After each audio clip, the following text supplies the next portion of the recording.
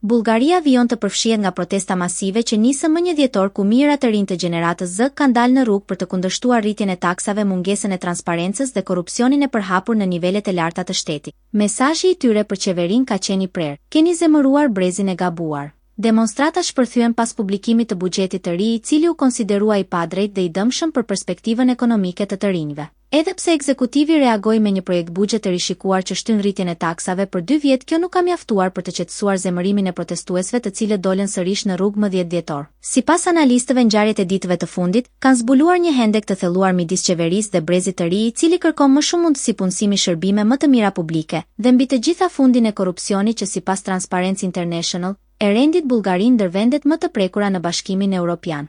Të rinjtë e gjeneratës Z, një brez pa kujtime të regjimit komunist apo krizave të viteve 90, po shfaqi një angazhim gjithnjë më të madh politik.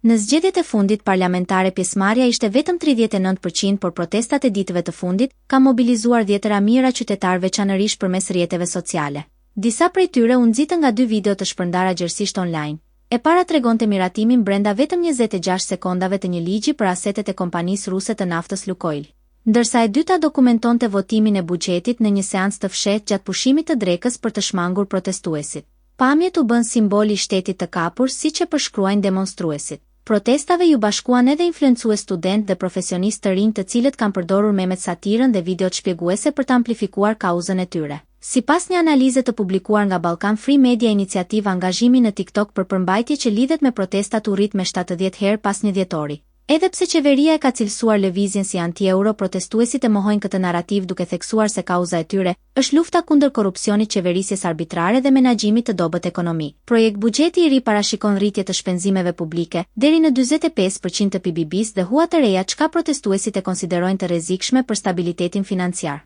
Ndërkohë, kabineti qeveritar përballet me një mocion mosbesimi në fund të kësaj jave, ndërsa analistët politik parashikojnë se vendi mund të shkojë drejt zgjedhjeve të parakohshme. Pa një votim të ri, rruga përpara do të jetë e vështirë, deklarojnë ekspertët, duke paralajmëruar se tensionet politike në Bullgari pritet të vazhdojnë.